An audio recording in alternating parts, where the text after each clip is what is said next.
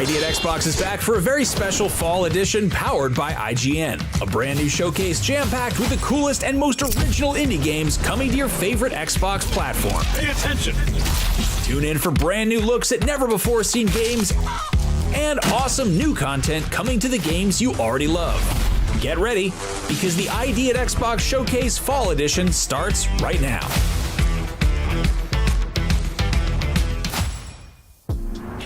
Hello and welcome to the ID at Xbox Fall 2025 Showcase powered by IGN. I'm your host Damon Hatfield, joined by Aliak and Jeffrey Vega. Welcome. Hey, the ID at Xbox Showcase is all about celebrating the coolest and craziest games coming to PC and Xbox platforms soon, and we can't wait to show them all today. So let's do just that. Now, usually we bring you the ID at Xbox Showcase in the summer, but since we're sneaking in a special fall edition of this showcase in before Halloween, why not kick things off with some spooky games headed your way soon? Check it out.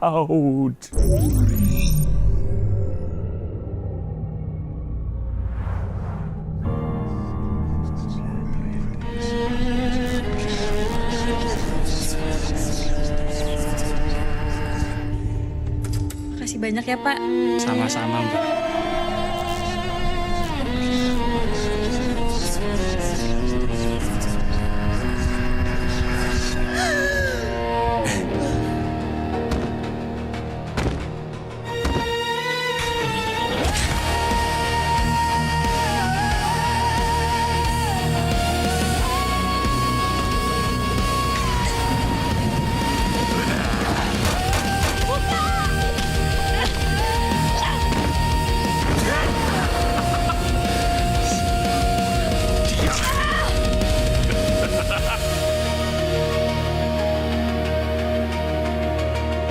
Nih, perlu kamu ketahui, sejengkal saja kamu keluar dan menginjakkan kaki di tempat itu, semua pintu deskupan akan tertutup buatmu. Jangan buat keputusan yang akan kamu sesali. Lila butuh saya.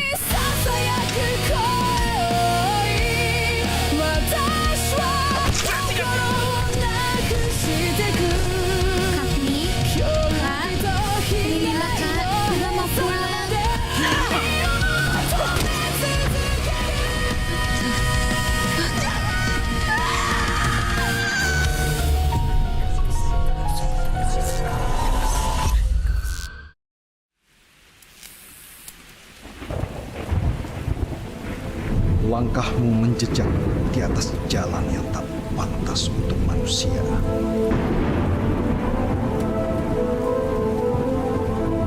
Bangunlah, nak. Dunia ini belum selesai denganmu.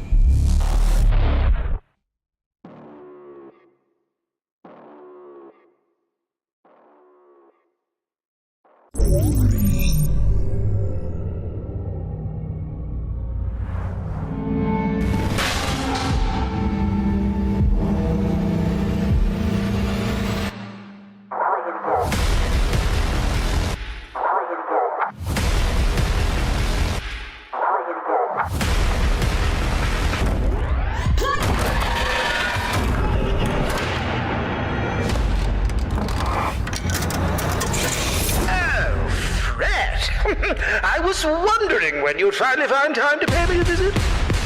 Hello? You're in Harmonic Heights, Fred. The school. Things always look strange here. Find a way to get out of there. Hey, you. What are you doing here?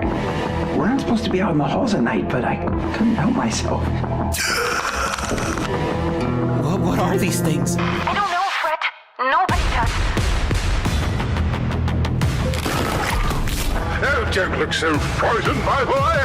You've come to a rather difficult passage, I'm afraid. The object of your desire is just ahead. Oh, and Fred, she knows you're here. Now run along.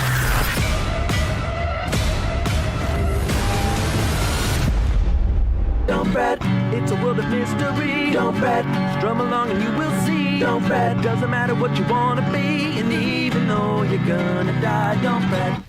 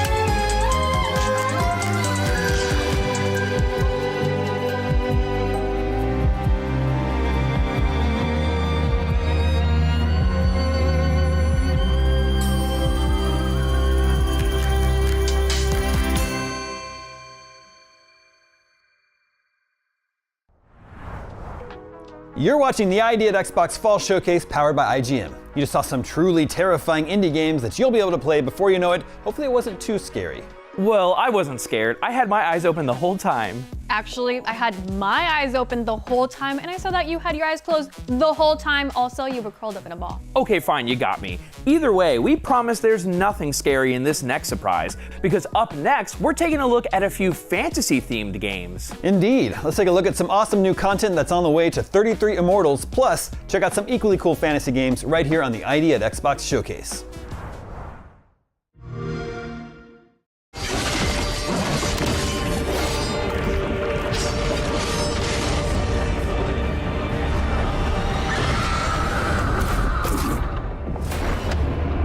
Rise again, my defiant souls, for the tide is about to turn. Wield new additions to your epic arsenal. The glaive of temperance. Thin the enemy ranks. Keep them at bay with powerful, calculated strikes. The crossbows of pride. Mark your prey, then unleash a relentless barrage of bolts.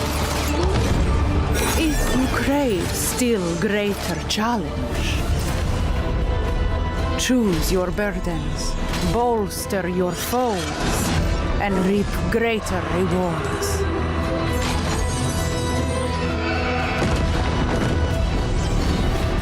Wicked new torture chambers await you. Purge seals of domination to liberate the chamber. Destroy foul effigies of submission to claim precious relics. Refresh your attire in Charon's wardrobe. Embrace pride and temperance. A bold next chapter for 33 Immortals.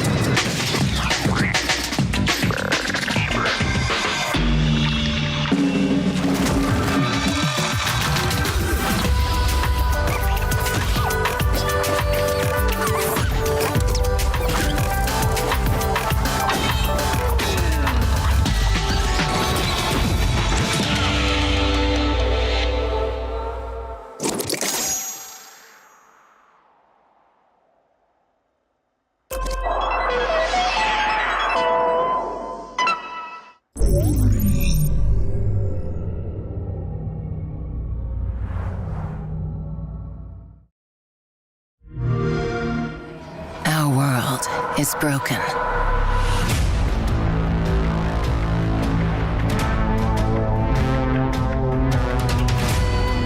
They killed our gods.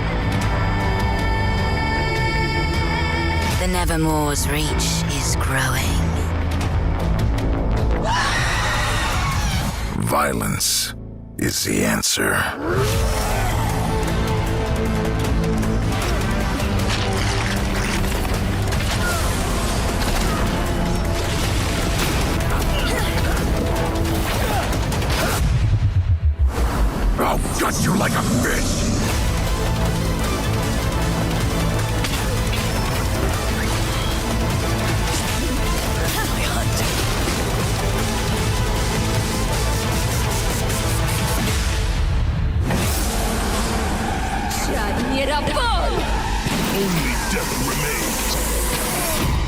Yes, my barbarian, come to me.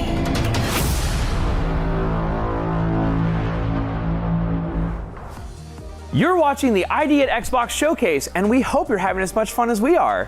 Coming up next, we have a pair of really cool sci-fi games that you won't want to miss. Let's take a look at Planet of Lana 2 and Aphelion. Check it out.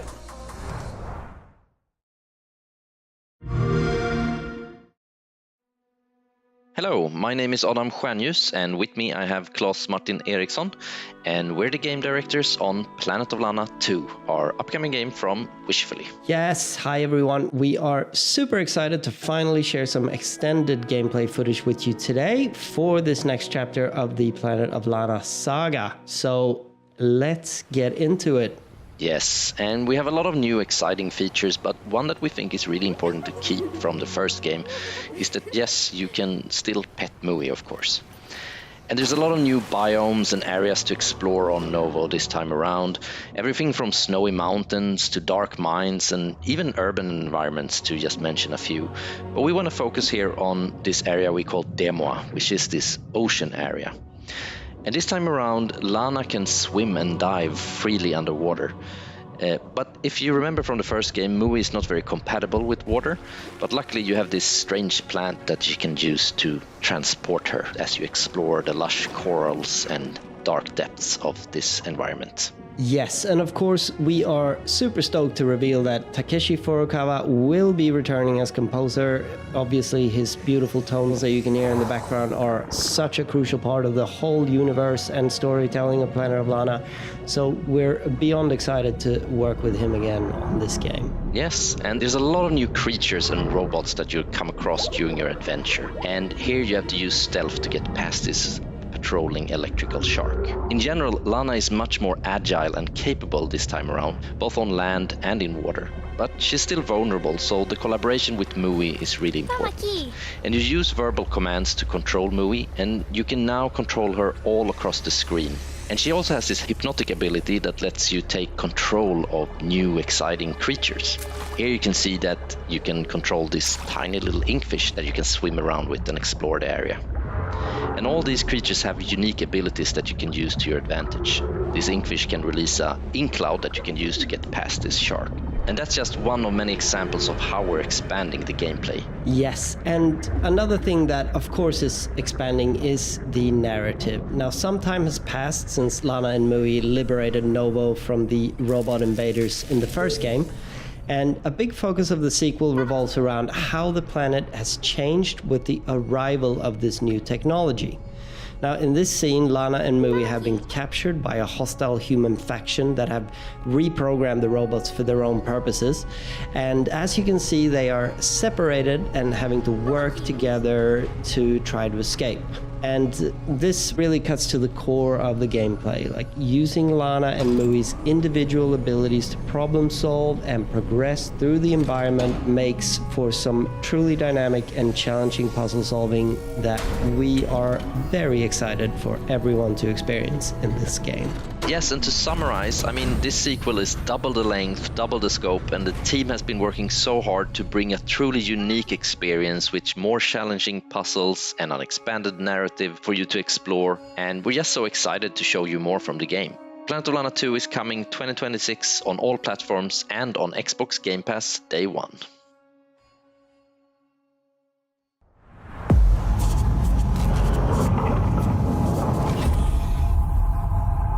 Hello?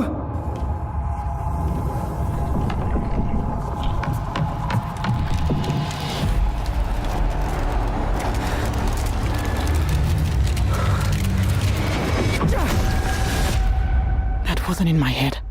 There is something here.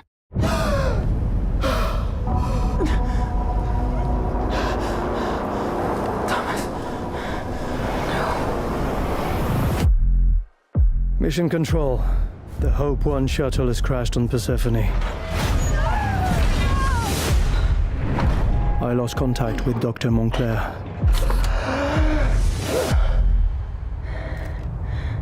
Hang on, Thomas.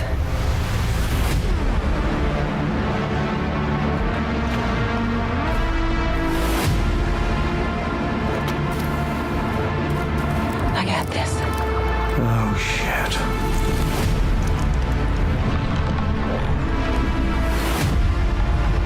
I'm not alone. What the hell? It's stalking me.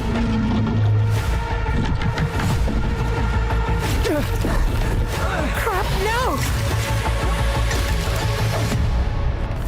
Oh, no. No, no, no,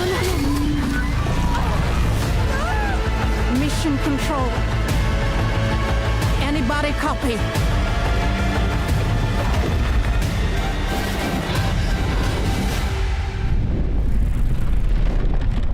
Holy shit. What are you?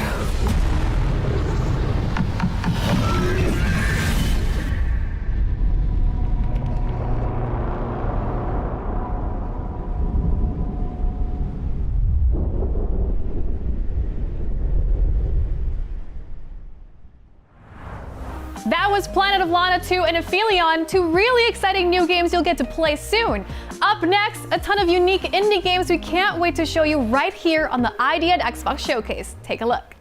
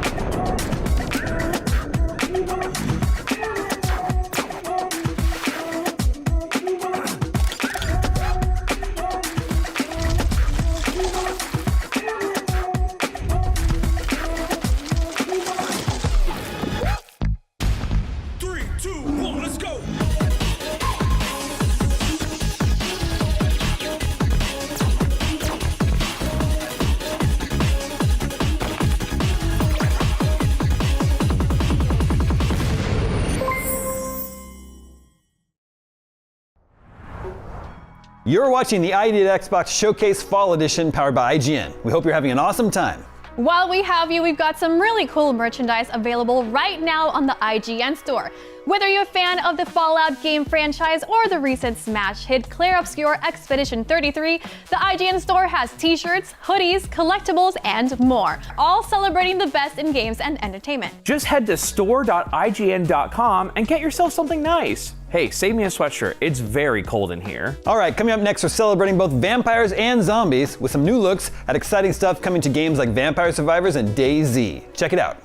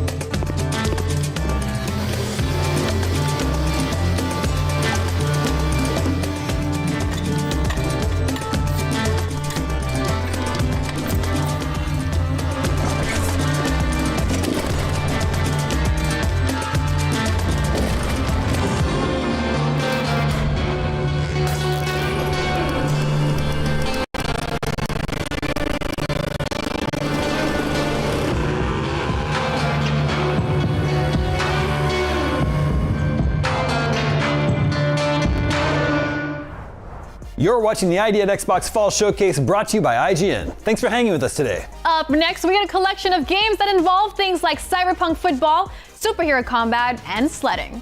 Maybe someday somebody will make a game that has all of those things. But until then, let's take a look at Super Ball, Invincible Versus, and Sledding Game. Roll it!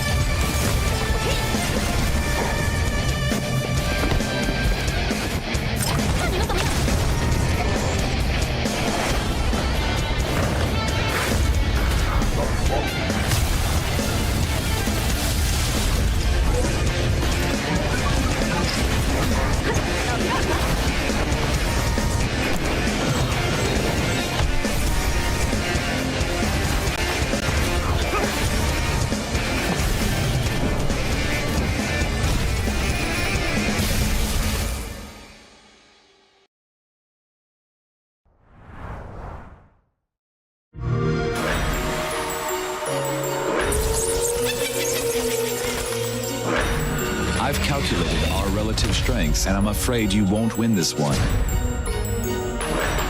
Everyone who fights me regrets it sooner or later.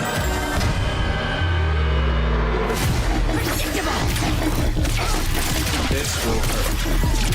Come now. I am here. Incoming. I warn you.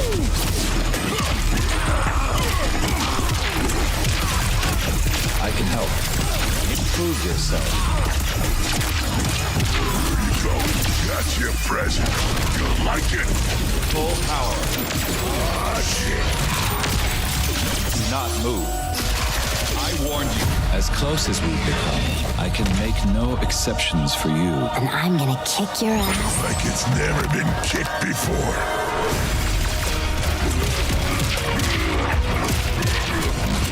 Where you going? I'm just getting started. Coming through. Ready? Let's begin. This will hurt. Neutralize. I'm just getting started. Coming through. My plan was not to hurt you. But I come prepared for any contingencies. Where you going? Nowhere. Beat down. Let's wrap this up. Oh, you did your best.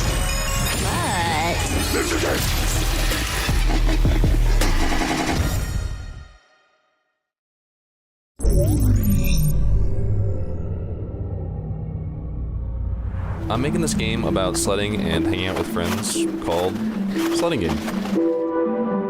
It's pretty much exactly what it sounds like. You just sled with your friends. Give me.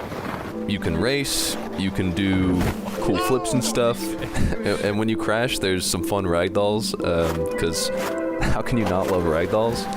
You can also talk to people using proximity chat. Alright, I'm gonna put it all on 23. That's all? Oh, the goal here is to just have fun and hang out. Like, that's it. So if you want to take a break from sledding, you can also just chill. You can build snowmen, you can roast marshmallows, you can even have snowball fights. Lock us in. Lock us in. Oh no, watch out, watch out. I got Luan. Watch out, he's right there. I've actually added a ton of other like fun little random things to do besides sledding. You can also play darts or go curling. Perfect. Or drink hot cocoa. Or fish. People love fishing. I'm gonna catch a whale on my next one. Yeah, I haven't caught a whale. Oh my, dude, this is the day. There's also a karaoke mic in the lodge. If you want to mess around with that. That's one of my favorite things. Woo! You do you know what is a little green dot on the snow? What? Oh, never mind. That joke doesn't make any sense in English. But yeah, I've been developing this game on my own, and it's honestly crazy how far it's come. And now I'm really excited to share that Sledding Game is coming to Xbox and Game Pass. So yeah, that's Sledding Game. Can't wait for you to try it. Ooh, looks like sports and fighting game fans will be eating good real soon. Up next, Raw Fury is one of the most passionate video game publishers out right now. Stick around because we'll be right back after this.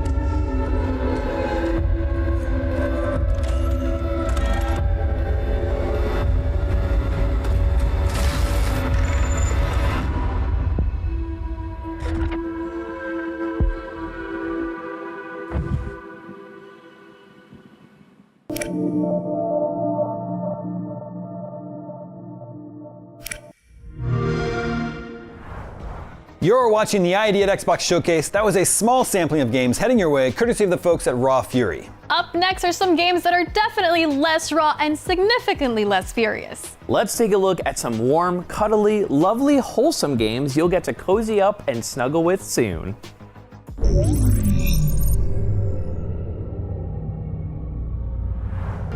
Well, Egg, here we go again.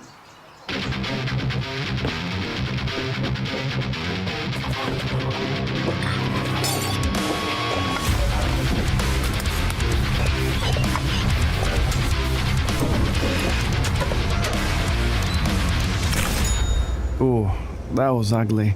You'll do better next time.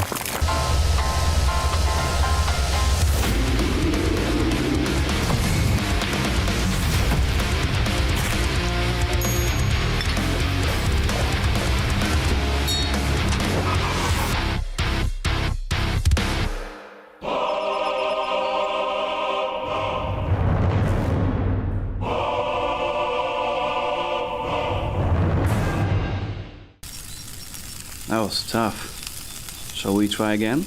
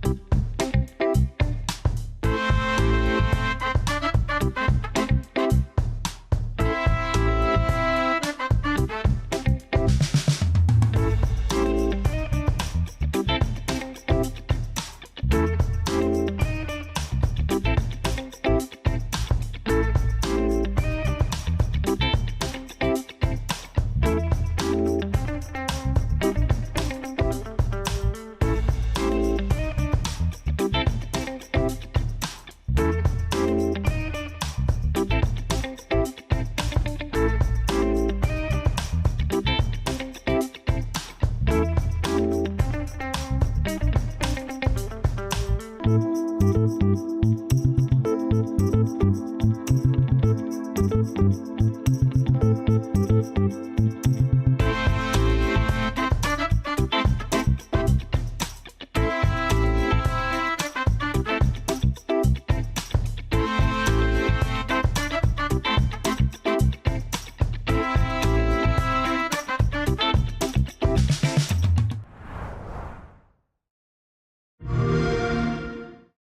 is Task Time? Who can play it? Is it fun? How did this end up in a Halloween-themed Xbox showcase? We will answer some of those questions and more right now. Task Time is a chaotic party game for up to 8 friends. Or, if finding 8 friends proves too tricky, 3 friends, 2 colleagues, 1 confused grandparent, a well-timed Deliveroo driver, and that guy you're friends with on Xbox whose identity you forgot years ago. Are you a distant cousin? Did we meet on Gears? Who are you? Across 6 glorious rounds, the aim of the game is to complete the tasks, finish top of the leaderboard, and subsequently rub it in your Deliveroo driver's face. The tasks aren't always as straightforward as it seems, however, and include such randomly generated gems as hit other players to score points. Everyone plays on a 90s handheld. Keep your A and Z as far apart from each other as possible, but everyone moves like a tank. Hit other players to score points. Getting hit loses points. Everyone uses a selfie stick. From some of the people that worked on Gang Beasts and Fall Guys, Task Time is coming soon and promises to be your new favourite friend slot. Well, that just about wraps us up for the ID at Xbox Fall Edition Showcase. From all of us here at IGN, thank you for hanging out with us today. These showcases are always fun to be a part of. And because we here at IGN are always working on bringing you cool events, here's a friendly reminder that we're just a few months away from IGN's annual Game of the Year Awards this December. It's a celebration of the best games released in 2025, and it's always a special event, even if we're all forced to argue over which game deserves to win. And coming up early next year is IGN FanFest 2026, a huge showcase of exclusive looks at big games, movies, and TV shows that we know you'll love. But right now, let's close out the ID at Xbox Showcase by bringing in a little bit of outside help. Mouse PI for Hire is the gritty and hilarious first-person game that looks like no video game you've ever seen before. Let's take a look at Mouse PI for Hire. Crooks beware! Detective Pepper's in the house.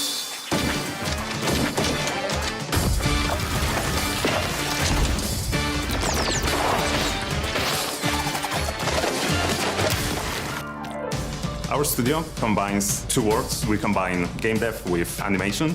We wanted to make a game that looks like the cartoons that your grandparents probably watched when they were kids. And the rest is history.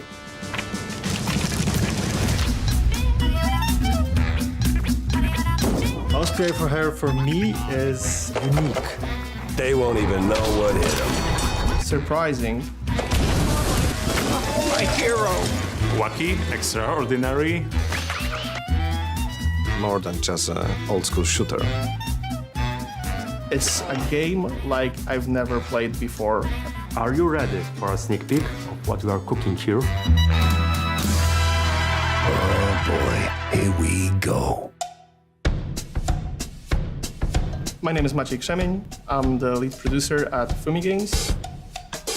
Mouse PI for Hire is an FPS game, but in a very unusual setting of a cartoon. It's in 3D environment, but what's really unique is that everything you see, characters, weapons, it's drawn by hand, frame by frame. Everything you see in the game is handcrafted. So at the beginning, we specialized in short film animations. But I always think that people should have the possibility and space to be creative. So when Michał Rostek, our art director, came to me with this great idea, I knew he was onto something. Hi, I'm Michał Rostek. I'm the art director and lead animator. For me, this game is a great opportunity to spread with the world my passion about the RoboHouse animation. It is like part of pop culture that resonates with people all around the world. My name is Mateusz, and I'm a lead narrative designer at Fumi Games. What excites me the most about the story of Mouse is just this sheer comedy of it, despite tackling subjects that are quite serious. There's something rotten at the heart of Mouseburg. I'm Łukasz Błaszczyk. I'm the lead game designer for Mouse PI for Hire. What I hope that fans will learn from this video is that it isn't just another copy-paste of a boomer shooter. You're gonna meet NPCs, you're gonna learn the world, you're gonna find a deep, engaging story. We've designed the game around you having fun.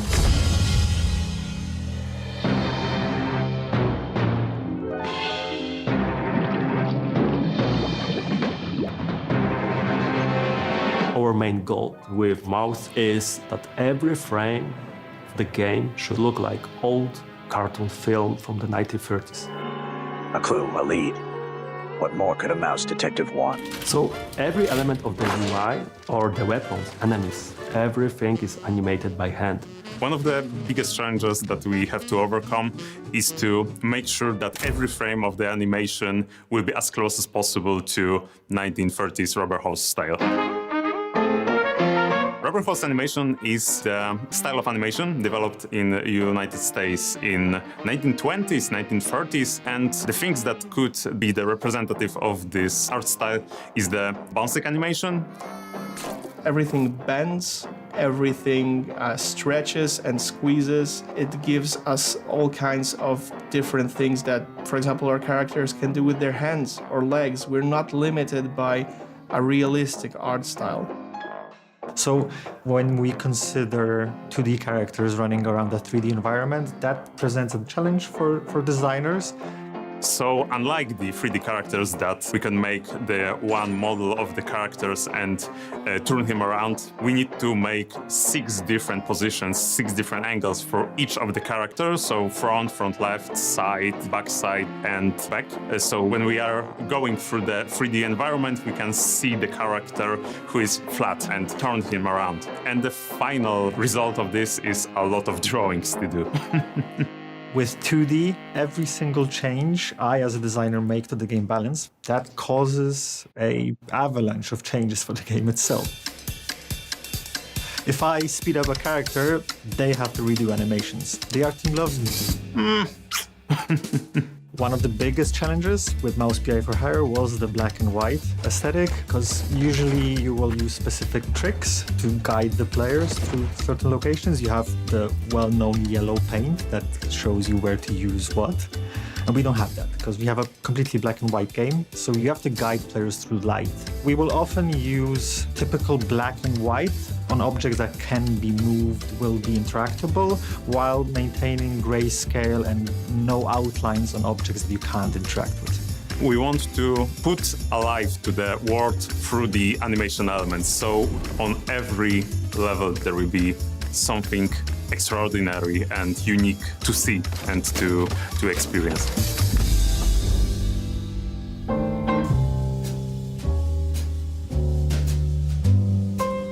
The world of Mouse PI for Hire is a sprawling world that we were working hard on making as believable as it can be in a rubber hose style. And as such, it's a little bit comedic and it's a little bit serious when it needs to be. And the city that the game takes place in is called Mouseburg. It has its own unique flavor. It's a cheesy flavor, you might say. Call me a cheesehead, but that elevator wasn't here before. Most of the society in Mouseburg consists of mice, but there are also shrews and rats as well. But with a society this diverse, it sometimes creates some friction. And our protagonist, Jack, is put in the middle of those situations where the friction occurs, and it's up to us to solve those problems in many different ways.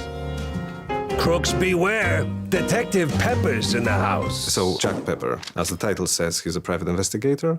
He's a war veteran and he has his own scars. He has his way of extracting information, and it's not always as graceful as you might expect. Ow! What was that for? Standard procedure. Little sucker punch before questioning never killed anyone. So, as a private investigator, Jack is approached by his clients. And he is tasked with solving 3 different cases.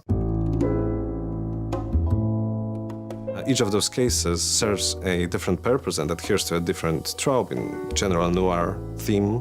Basically, the cases are starting points for each separate storyline that we have. Along the way, on the levels, we find some clues. Sometimes these are notes, sometimes these are physical items. Seems I'm not the only party here. And once we get back to Jack's office, we approach a corkboard. And whenever there is even a feeble connection between those evidences, you just link them with a red line, which in our case is a gray line. And there's a chance that it will open up a way to move the case forward, to open up next level, or open up the conversations with an NPC in the hub zone. The hub is our home, where you start the case, where you end every case. There are 3 main areas in the hub. Jack's office, the pub called Little Big that is run by John Brown, Jack's friend. And there's Tammy's workshop, when you can upgrade your weapons and just talk to her whenever your heart's desire.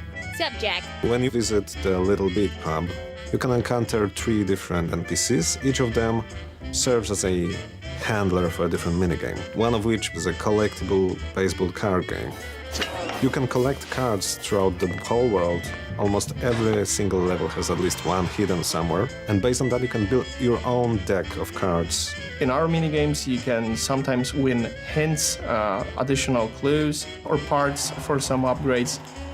So whenever you're stuck with your current case, there's always someone to talk to in the hub. I'm Igor. Igor, not Igor. And as soon as you have your next steps figured out, then you can go just find your car, and as soon as you interact with it, you're being transported into overworld map, through which you can traverse with a little nicely painted car and arrive at the specific destination that the case urges you to go to. Mouse PR for Hire has more than 10 biomes. Every single biome has somewhere between 1 to 4 levels in it. Since the story is set in the noir style, we thought that every level in the game should be inspired by locations from the cartoons from that era. We want to make sure that the levels will be not only full of variety of places, but also will be as wacky, as cartoony as possible. Well done, genius! You broke the damn air duct! Streets is one of the earlier levels within the game. So when you first enter the level, you find complete chaos on the streets. Don't hurt me, officer! It was just a little cheese stick on the sidewalk. You will see shrews getting beat up, you will see them getting kidnapped, you will see them disappearing. And yeah, you will see how police officers aren't really there to protect anyone anymore. Well, that was a speeding ticket for sure. Your goal on the streets level is to enter the police station and find out what's going on to the larger population of Mouseburg itself. There are enemies running around left and right. You will fight enemies that you haven't seen before, especially in the previous parts of the game. Here's Jacko. You will have cops that use batons and try to pacify you with them. So enemies, enemies, enemies. Before that, the previous levels were more toned down when it comes to the types of encounters and the amount of enemies you encounter, and this time when they will come at you with everything they have.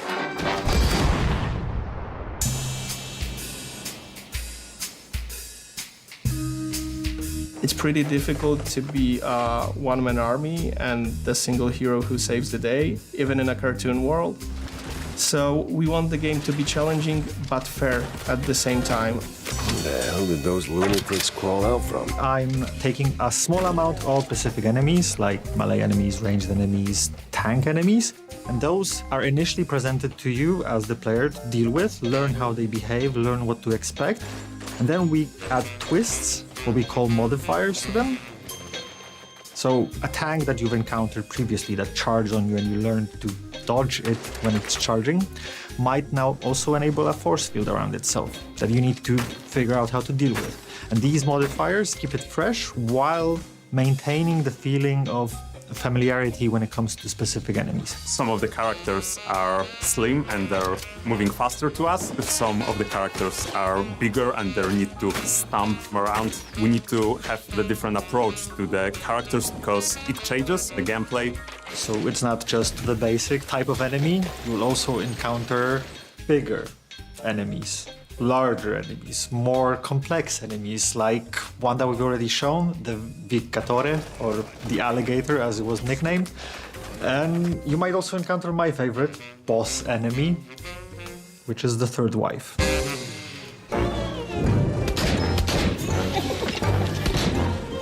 Once you encounter a specific enemy, you would want to choose a specific weapon. We have a standard roster of weapons, so you get a pistol. Obviously, you have a shotgun, a Tommy gun.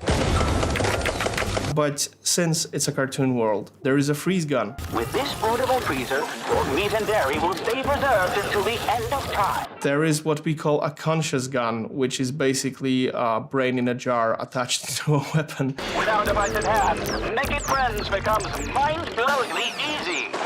The cartoon cannon, it's a cannon, so what do you expect? Sometimes you knock, sometimes you knock it down. The alt fire mode, on the other hand, it will allow you to use that loaded cannonball in the weapon, smash it into pieces, and fire a burst of smaller projectiles if you want to deal with more enemies at the same time. Weapons in the game will also be upgradable. There's a progression path you can follow as a player, so it's not just I gain the weapon and that's it. I can also improve it. I'll gain additional firing modes to that weapon. So every single weapon that you encounter as a player or unlock as a player should feel fresh, not a copy-paste of something you already found. So our approach was to give every single weapon a feeling of that's a perfect weapon for that specific enemy. However, how we designed it and how players use it might be a completely different scenarios. You need to feel like you actually deal a lot of damage. So we managed to achieve that both animation-wise and sound-wise. We understand that what players feel, it's always a blend of what you see and what you hear on screen, right? So obviously the first and the most important part was to make sure that the sound design properly accompanies the gunplay. So we have to balance our sound effects to sound pretty oomphy in a kind of way. You need to feel like you're shooting someone in the face sometime, right? We also need to make sure that the music in game sounds like the old cartoons that we refer to. So what we did, and it's actually a feature that we are really proud of, is we added a couple of different distortion filters to the sound in the game that you can choose from. Starting with a filter that sounds like very early wax cylinder recordings with a heavy distortion. You can choose to use a filter that resembles, say, 1930s/1940s vinyl records. Obviously, if you want your sound in mouse to be crispy clean, that's fine. You can opt to do that. So we want the players to be able to customize their sound experience to an extent, which is pretty cool because it does change how it feels.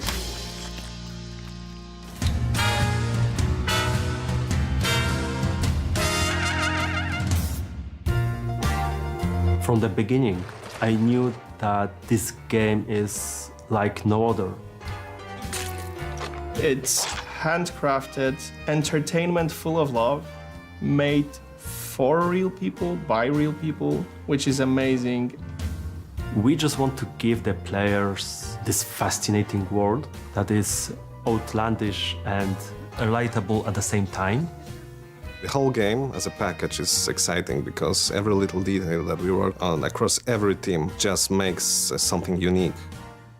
I'm most proud of the team that's building the game and the boundaries that they cross every single week, every single month. I know it sounds cheesy, but we create something that is truly a human experience in a world inhabited by mice.